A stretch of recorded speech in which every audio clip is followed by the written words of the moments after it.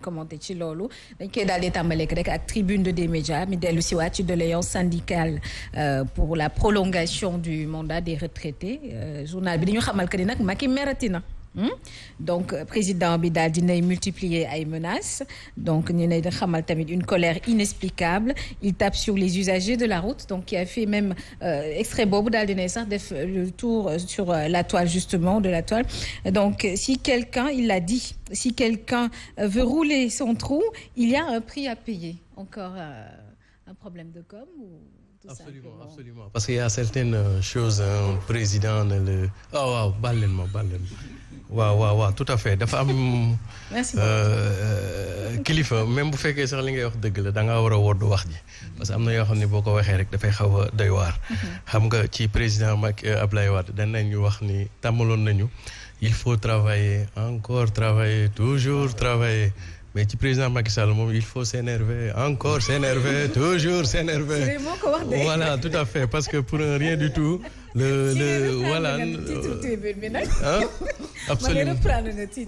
absolument parce que bon pour un rien du tout ces derniers temps le président s'énerve voilà bon d'abord ci affaire boobu man dama ci am 2 ba 3 lectures déjà première lecture bi président Macky Sall son excellence président Macky Sall dafa war a xanaa kañ dafay waxaat gars yi ñu fayaat waaye kan gars yi fay nañ ba pare nag dëgg-dëgg pour mën a am possibilité jaar ci péage parce que bu ñu fàttalikoo péage bi ci montage financier bi état du Sénégal jot na cee dugal 181 milliards 500 millions te loo xaalis boobu mooy xaalisu taxes yi xaalisu juuti yi xaalisu fiscalité donc sénégalais yi fay nañ ba pare pour mën a jaar ci kii bi donc xanaa kañ dañuy war a mën a fayaat même si je n'explique pas le business model de l'autoroute à péage qui est un partenariat public-privé où ce sont les usagers qui doivent payer un peu la redevance mais man fi may gën a embrayé sax mooy deuxième bi mooy ci kaw Eiffage bi dafa am lu ci xaw a nekk te gars yi duñ koy di wax c'est du rek affaire prix bi moo ci important tey jii bu ngeen xoolee autoroute à péage am na ay postes de gendarmerie n'est-ce pas mais autoroute à péage amul ay postes de sapeur-pompier ça veut dire que dafa mel ni comme si l'accent est mis ci au profit davantage de l'investisseur pour que ku fa jaar ku mel ni man nii bëgg a buruleeg yooyu ñu am fu ñu la jàpp nga fay. et que waaw ñoo fay nekk mais nag foofu comme autoroute à péage la te nit ñi dañuy daw ay xel yu bari dafa yenn woon maana ñu teg fa benn poste de sapeur pompier. pour que au moins les premières urgences. maintenant ne pas y mettre des postes de gendarmerie te loolu état moo ko war a def du responsabilité investisseur mais responsabilité état parce que gendarme ñoom amuñu sapeur pompier donc léegi nga bàyyi fa poste de gendarmerie c'est-à-dire dans la perception des populations dafa mel ni comme yow yaa ngi ci affaire répressive yow daal xaalis bi rek moo la ci intéressé quoi mais askan bi seen dundin ak accident yeeg yooyu intéressé donc au-delà du prix de péage bi il faut que ñu wax tamit les mesures d'accompagnement péage parce que musiba naaru laay bu fa dara xewee daañu war a woo sapeur mu ñëw et puis tout ce temps là le chronomètre bi lancé nañ ko beneen bi mooy ci lu mu wax ci affaire jàngale kii âge retraite mais président dafay fàtte ni pour benn sujet jël na ci ñaari mesures yu bokkul parce que soo xoolee médecins yi ñi ngi dem retraite à 65 ans soo demee les magistrats ñi ngi jël retraite à 65 ans donc dafa mel ni comme si président dafa transigeant envers les médecins et les avocats ak magistrats yi ba pare intransigeant pour ñooñu donc boobu dafay poser problème de beneen bi mooy ci métier boo mënti gis grand à partir de 60 ans on est au sommet de son art. Tout à fait. Parce qu'on a accumulé de l'expérience et de l'expertise donc pour un pays comme par exemple les occidentaux ñooñu mën nañu permettre parce que leur pays est déjà debout de partir à la retraite bu leen neexee sax 35 ans d'ailleurs loolu mooy wane ni sax à 40 ans da ngay dootoo liggéeyati nga jël sa yat di wër mais dans des pays comme les nôtres où tout est à refaire pour man perte mënu ko weesu nga jël à 60 ans quelqu'un qui est au sommet de son art nga puux ko ne la pour ñu ne pour man logique bi ñu war a mooy benn statut non pas aller à la retraite mais statut de en retrait pour pouvoir accompagner la jeune génération parce que souvent dañuy nekk ci éternel recommencement pour man sunu nit ñi am 60 ans nekk au sommet de leur art waruñu leen a pousse rek ne leen dem leen fële mais dañ leen a war a teg benn dispositif boo xam ne ñoom ñooy accompagner ndaw yi di doog a ñëw. parce qu'en fait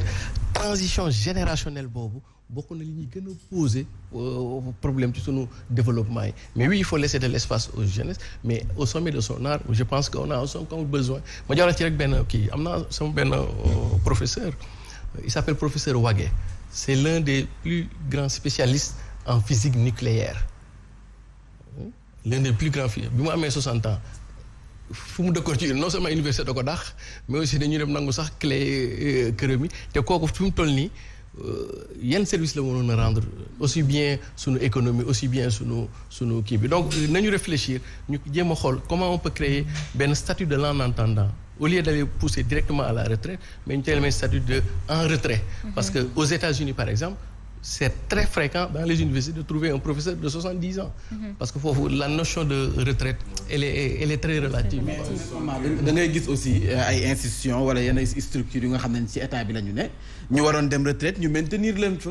téye leen fa mën nañ fa togg ay ati alors que ñii war nañu dem retraite donc fu ñu mën a bañee ay retraite 60 ans ñooñu ñoo gën a sax mën a moo gënoon a normal ñu jëlee leen fa andi fa ñeneen que ñuy téye tout à fait moo tax ma xalaat dañu war a créer benn statut des seniors. Ça veut dire que bu âge boobu jotee 60 ça dootoo nekkati en plein exercice. mais da ngay dañuy xaw a créer benn statut boo xam ne yow encadrement ngay def ak coaching. plutôt que nga nekk ci management opérationnel xale bii ñëw nag mooy nekk ci mallette bi yow nga koy coacher di ko mentorer di ko encadrer je pense que moom moo gën a en tout cas sunu pays yi dañuy wax ndaw yi mais sunu pays fi mu toll nii on a davantage en réalité plus besoin de nos seniors dans la pensée stratégique dans l'expérience et dans l'expertise plus accompagner ko ak la force et la vitalité de notre jeunesse. Encore que suñu seniors yooyu accepter dem à la retraite ou en retrait comme ni koy waxee mi ngi noonu alors Mamadou Fofana ñu gis ci week-end bi nii rek président de la République Macky Sall syndicaliste yi jàll dinañ koy jébbal benn cahier de doléance mu am ay kàddu yu mu ci sànni yu assez kàddu yi nga xamante ni lu ci mel ni autoroute à péage beeg ñoom seen yow ban jàngat nga ci am. D'abord man xam naa ci ñetti aspect yëpp lay wax rapidement. benn bi mooy Macky Sall mi ngi mer day mer parce que na mu bëggee woon yëf yi doxewu ko ba tax je crois ci moindre occasion rek mu disjoncté pour mën a wax la nga xam ne dañuy xam ne bourde la wala ñu jàpp ne erreur de communication la parce que président de la République quand même boo taxawee wax ne ku mënut jël péage bi tali Tëngéej bi mi ngi fi mais loolu erreur la parce que bu fekkee da nga naan nañ jël péage bi te fay day fekk ne na nga defar tali boobu ba nga xam ne bu nit ñi mënut fay péage ñu mën a dox ak ñu mën a daw ak seen teeyu bakkan ci tali ba parce que à côté de chaque autoroute à péage dëkk bu mu mënti doon day am à côté ay route yoo xam ne c'est praticable neex na dawee bu ko defee yow mi nga xam ne kat amoo pour mën a jël péage nga mën a jël route bu baax bi. am ay camp de sapeurs-pompiers comme ni ko waxee Siré d'ailleurs.